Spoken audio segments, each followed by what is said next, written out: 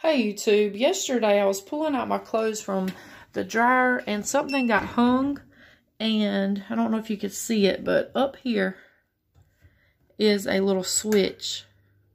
If you notice, it cuts on and off the light. This is the door switch. There's two screws right here. I pulled some wet clothes out and it got caught on that and broke it off. So, how to change this, they say, is you take out the lint screen, you unscrew these two screws, then you're going to take a putty knife and pop it up under this, and you do all this while the power's off to unplug this. So then you just stick this putty knife in here and pop the lid up, and you'll be able to get to that to unscrew it. There's a plug on it, so you'll just plug it in and put the screws back in. I'll show you the plug. Hold on one second. Okay, this is what the plug looks like.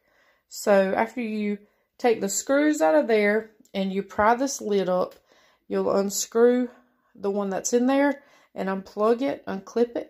Then you'll clip this in and you'll screw this in. So I'm going to change it and we will be right back. Okay guys, as you can see, I pried this up. All you have to do is pry that part and that one. And inside you'll see this is the switch. So I'm going to unscrew the switch, unconnect it, and reconnect the new one.